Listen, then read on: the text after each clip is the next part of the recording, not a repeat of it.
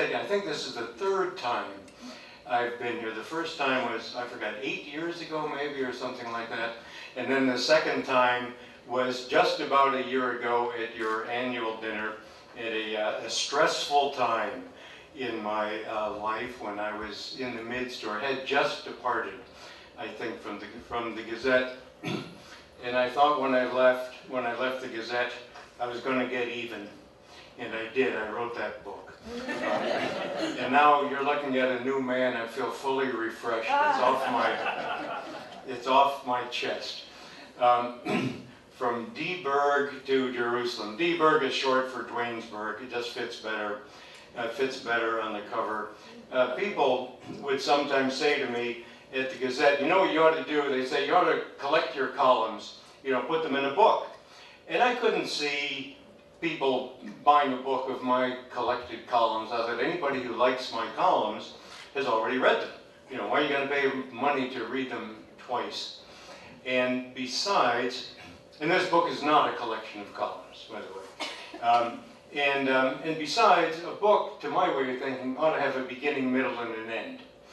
I don't like things that are just, you know, sort of random collections. And then when my career at the Gazette came to its unhappy termination last year, I said, well, there's an end. You know, now we've got an end. Was there a beginning? I asked myself. And I thought back to my early years at the Gazette, and I thought, well, maybe there was. I arrived here, this is my home area. I grew up in Saratoga, was born and raised in Saratoga. I got married in Asia, and brought back the evidence.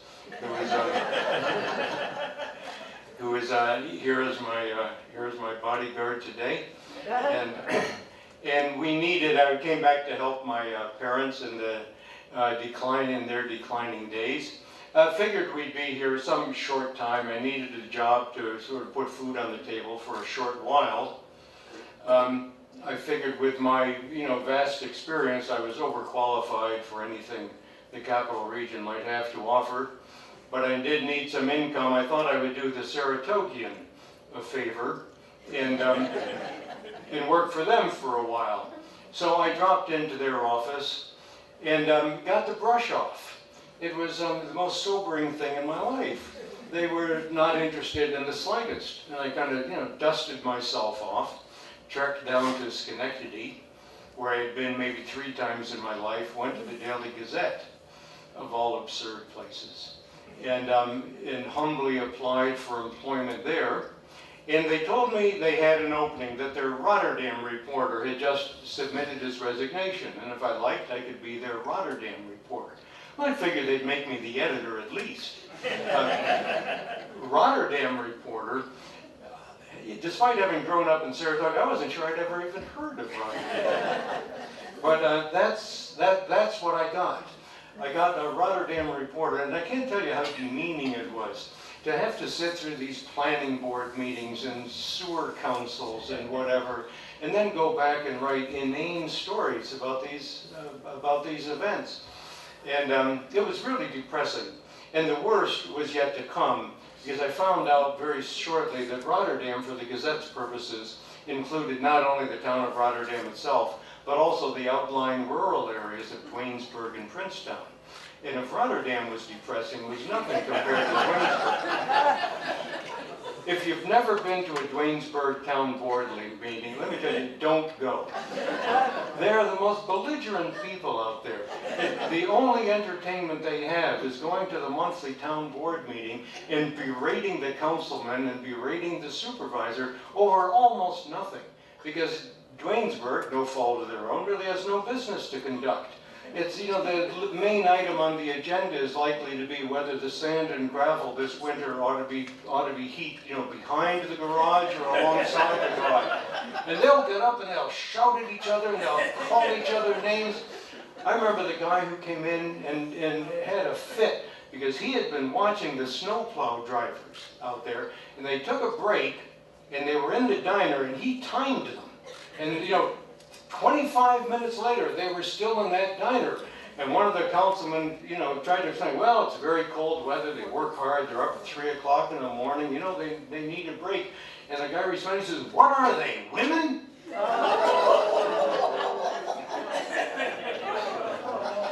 And I'm sitting there, you know, writing this stuff down, month after translate this into a news story, translate it into journalese, into newspaperese. It was awful. It was just awful. And the lowest of the low, I think, came the night that they were discussing how to paint the roof of the town garage. The roof had deteriorated, they needed to put a new coat of paint on it, and they were as obstreperous about that as they were about any other subject. And the dividing line was between those who thought the paint ought to have fiber into it, as they phrased it, and those who thought it didn't, that fiber into the paint would make it too expensive. Then they went on and on with this discussion, how much it cost per gallon, whether you couldn't get it cheaper by a 5-gallon can, who was going to volunteer to get up on the roof, they finally decided they were going to appoint the supervisor, the town supervisor, to be what they call ground man. He'd be moving the ladder. His job would be to stand down the bottom and move the ladder while the other guys were up on the roof. I was close to slitting my wrist. I'm a journalist, for God's sake. I covered the Vietnam War. You know, I covered combat operations. And so I got back to the Gazette that night, probably about 9:30 or something. I had half an hour to crank in a story for the next day's paper. And it was a low point for me. And in absolute disgust, I said to myself, the hell with it. I am not going to dress this up. I'm not going to write the standard, you know, predictable news story out of this. I'm just going to tell it like it is. I'm going to tell it what happened. I'm going to recount this inane debate they had. I'm going to quote these. I had the words in my notebook. I'm going to quote these guys exactly what they said. Councilman so-and-so said the paint's got to have fiber into it. Supervisor so-and-so responded, you know, that'll cost $18 a gallon. We've only got 50 and so forth. I'm just going to quote them. And just, you know, just let it speak for itself. And I did. I typed this thing in anger. Just not so much at Dwaynesburg, really, as at myself for having fallen so low in life. Turned the story in, expecting that it would not run in the paper. I mean, just the stupidest story anybody could believe. They're never going to print this thing. Well, at that time, the Gazette, and even today, really, the Gazette prints almost anything. They've got to fill the space. It's 10:30 at night. You got 18 inches of space between two ads. What are you going to put in there? Here's a reporter submitting 18 inches of copy. Bam, you slap it in and off you go. So I got up the next morning, sure enough, there it was in the paper. And, oh my God.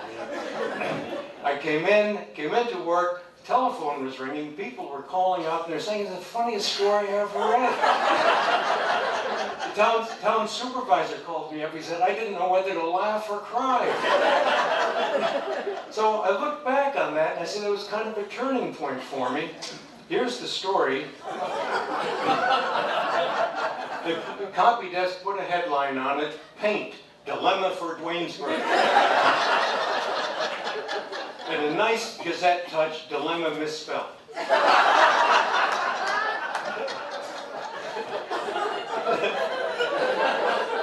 But I decided then and there, you know, if I'm going to be a small-town reporter, maybe this is the way to do it. Don't try to improve on events, just tell them like they are. And this is what I set out to do. I'm compressing a bit of history here into a short, but that was the long and the short of it.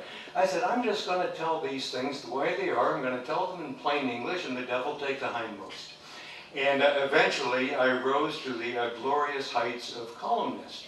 From Rotterdam reporter to Schenectady City Hall reporter to assistant city editor, and then I say the very Empyrean of journalism.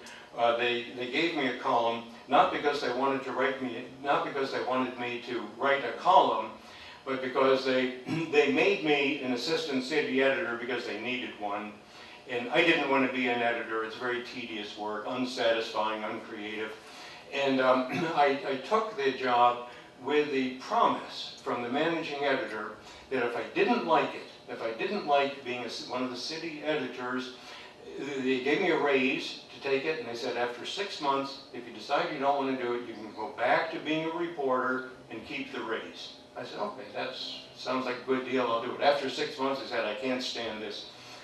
I want to be a reporter again. They said, sorry, we don't have an opening at the moment.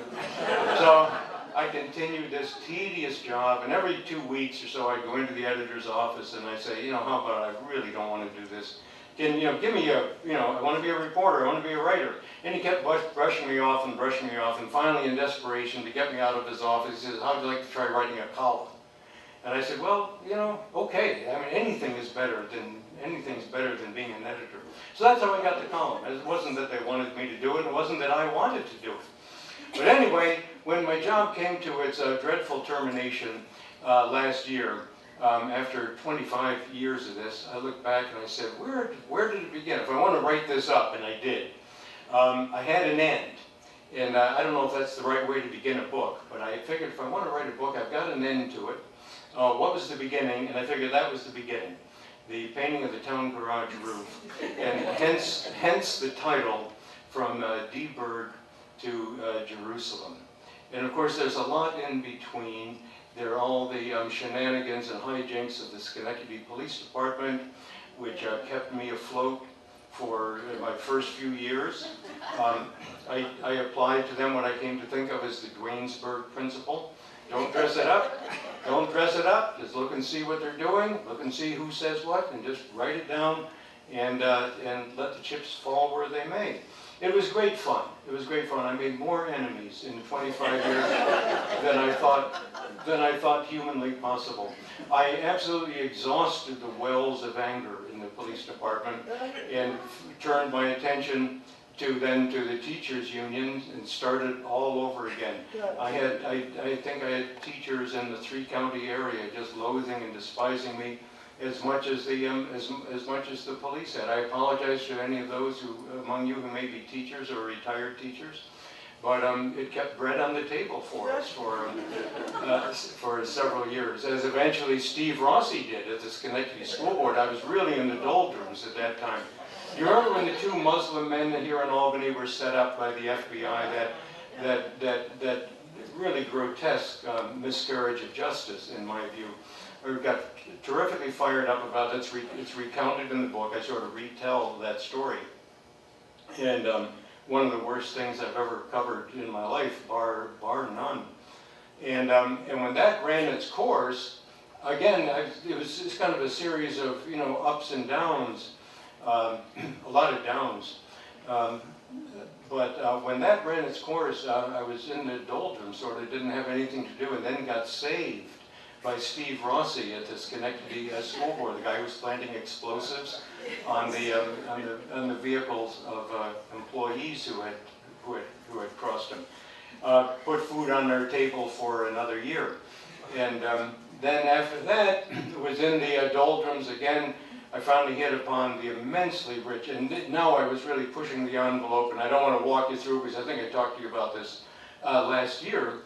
Had a great deal of fun with evangelical Protestants and the creationism business, masquerading as intelligent design. Ran with that as far as I could, then squeezed all the juice I could out of the Protestants, turned my attention to the Catholics with St. Catherine, which is another absolute delight.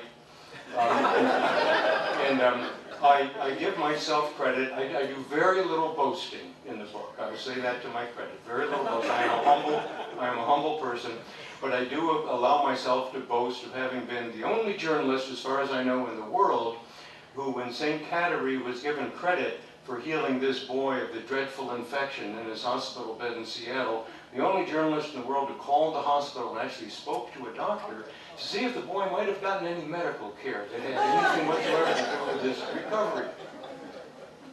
That too was a wonderful one. And then I made the huge mistake.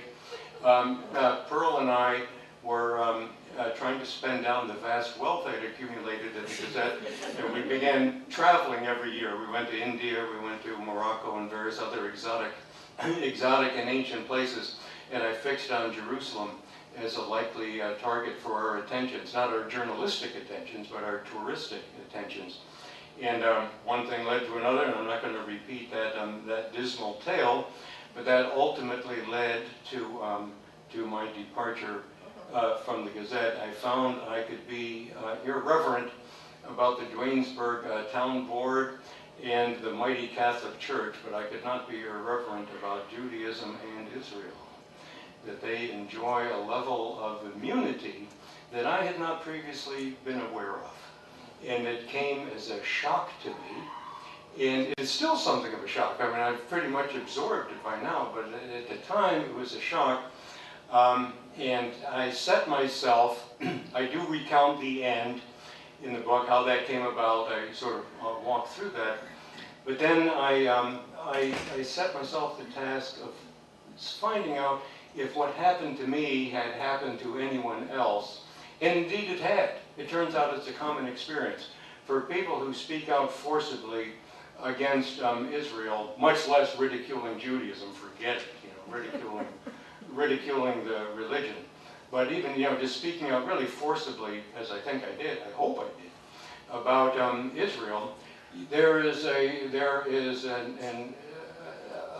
pattern of behavior of the fierce defenders of Israel to come down on that person, not just in vigorous disagreement, the way the Catholic Church and the way the Protestants vigorously disagreed with me, wrote letters to the editor saying how terrible I am and I don't appreciate God's work and all the rest of it, which is fair enough. Not just that within the case of Israel and Judaism, but in an attempt to absolutely silence the person, to put you out of business, to get you fired, to keep your works from being published. That is the effort, and what I experienced was just a very small example of it. It turned out it didn't take a whole lot of research. I mean, if you get into Google and start typing in various keywords, I don't even remember what I typed in at the beginning. Pretty soon you come up with Helen Thomas at UPI for, I think it was something like 200 years, and then with the Hearst papers for another 80 years. She was really ancient, and she had covered every president since John Adams or something like that, and made the mistake at Jewish Heritage Appreciation Day. I didn't even know there was such a day. Jewish Heritage Appreciation Day at the White House. She was caught on the White House. I shouldn't say caught. She was approached on the White House lawn by a rabbi with a cell phone camera or something, and said, and she had made previously, apparently, I wasn't aware of this, had made critical remarks about Israel. She was known as a critic of Israel, which I didn't know. Pardon me?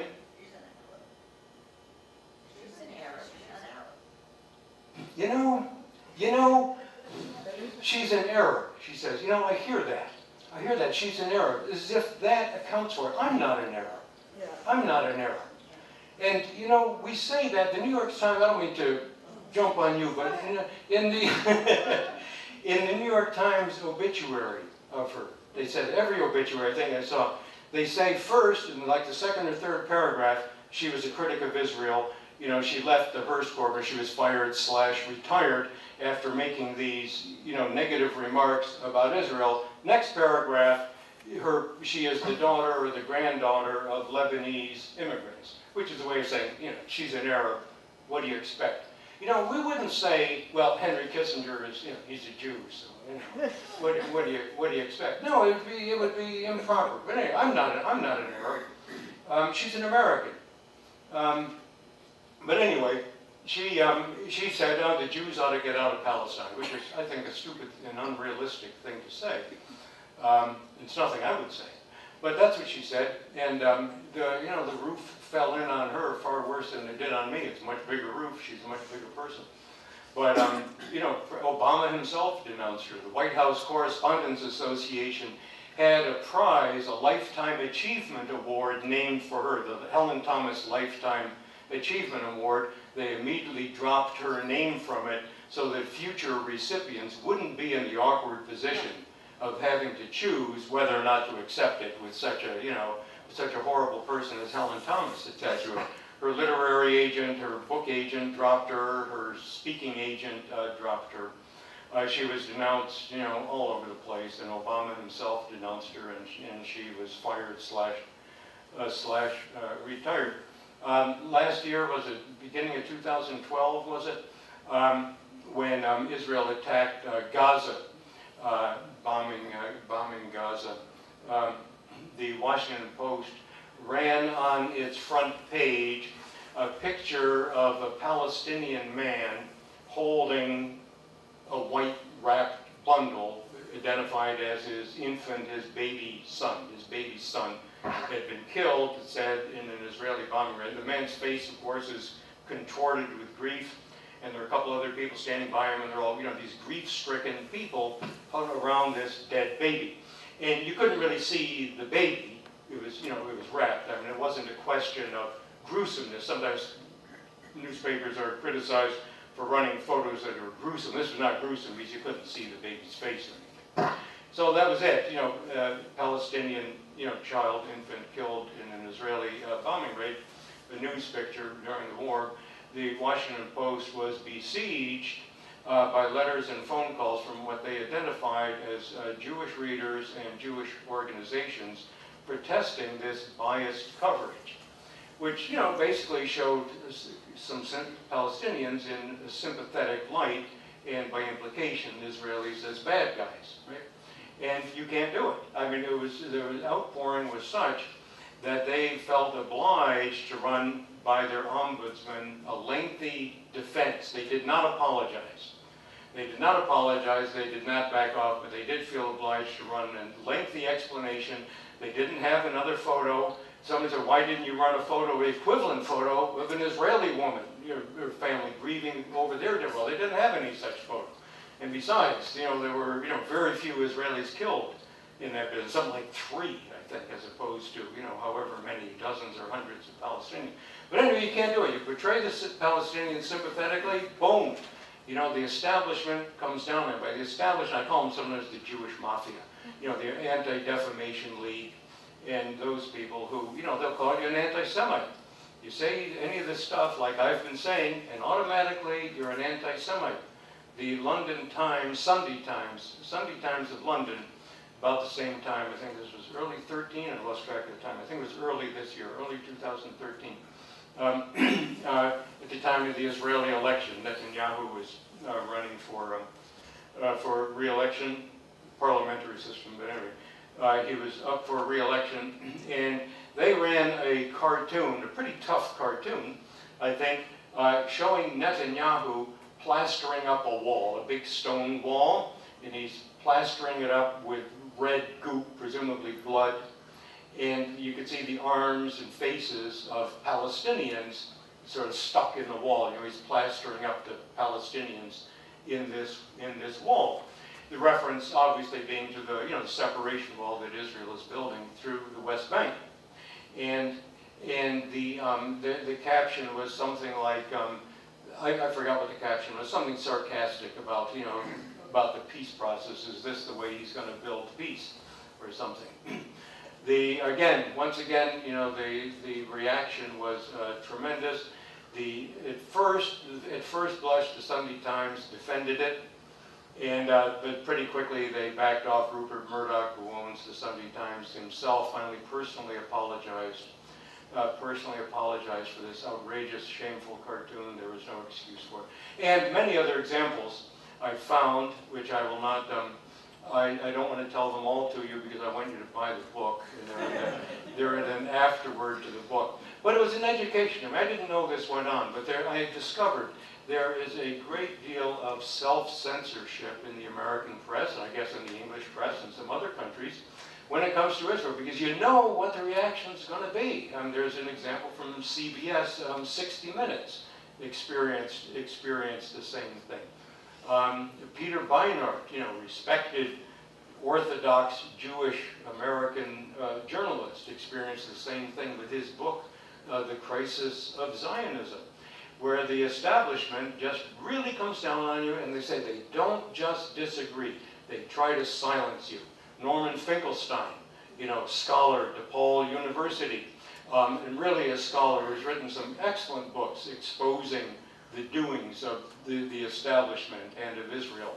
And, Alan Dershowitz, who I call the unofficial Minister of Enforcement for the Mafia. I mean, got him, so he didn't get tenure at DePaul University. He was up for tenure, and Dershowitz ran a campaign and got him denied tenure, trying to get his books from being published by the University of California Press. It was scheduled for publication, a book exposing Dershowitz's lies about Israel, Dershowitz not only lobbied the president of the University of California, when he got rebuffed there, he went so far as to lobby Governor Schwarzenegger, tried to get the governor of California to intervene to block publication of the book. So it's something different. It's not just, you know, vigorous debate and vigorous disagreement. It's a concerted effort to shut people up who speak out forcefully on Israel, all of which was a revelation to me. I was excited to learn about it, and I thought, I'm going to write about this. So I wrote, I put it in the last chapter of the book. And I'm sorry to end on such a gloomy and depressing note as that. It's from Dburg to Jerusalem. That's the trajectory, is the unlikely rise and awful fall. And I thank you very much for inviting me. It's a pleasure to be here, and if you have any questions or comments, they put a shield up here in front of me, so I'm going to be prepared to crouch down if necessary. I've got Pearl standing by here. Kryptonite. Thank you.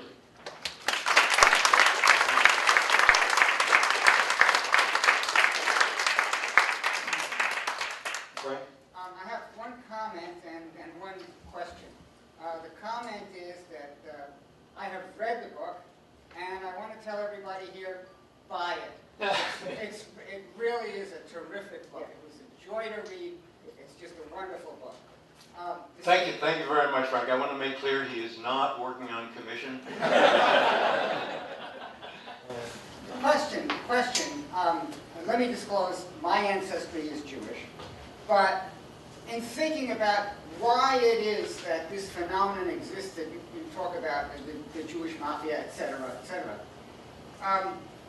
do you suppose it has anything to do with the past history wherein, obviously, Jewish people were terribly victimized, so that there may be a greater sensitivity among them towards anything that's perceived as an assault upon them? Yeah, I think no question about it. The history of persecution over the centuries, I have learned, is very much alive in a lot of Jewish people, even those who support me and agree with me.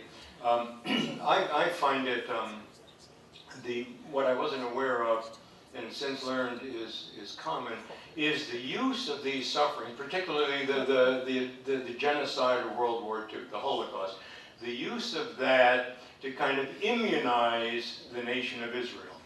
That because the Jewish people suffered horribly over the centuries, and especially in World War II under the Nazis, this unspeakable mass murder, that now it's not fair.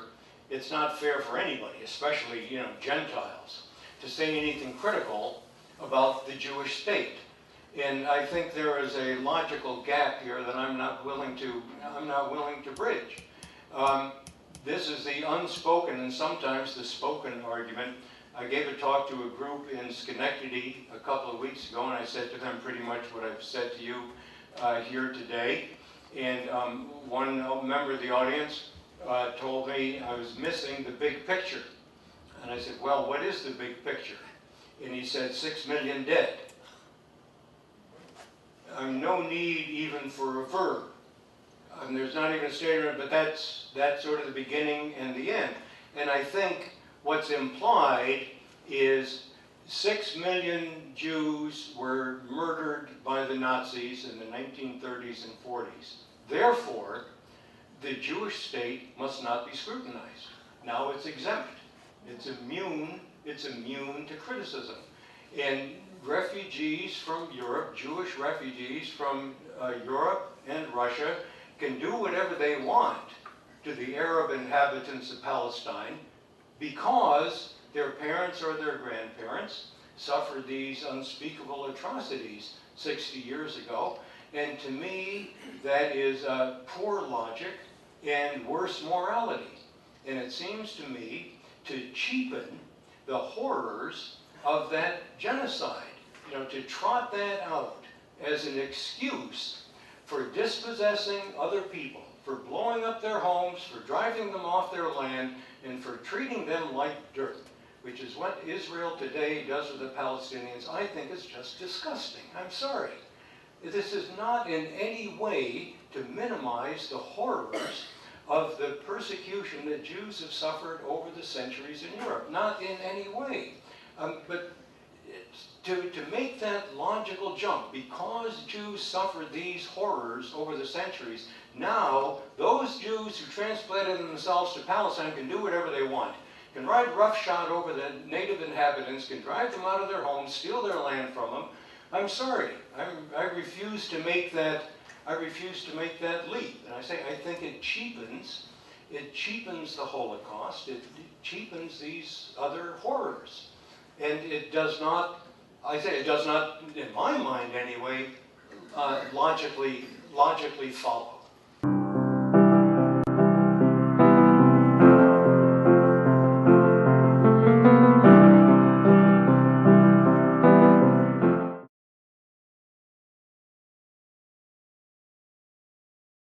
Gazette, I was going to get even, and I did. I wrote that book.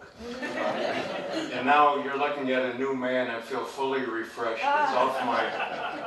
It's off my chest.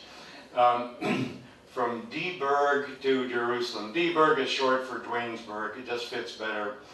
Fits better on the cover. People would sometimes say to me at the Gazette, you know what you ought to do? They say you ought to collect your columns, put them in a book. And I couldn't see people buying a book of my collected columns. I thought anybody who likes my columns has already read them.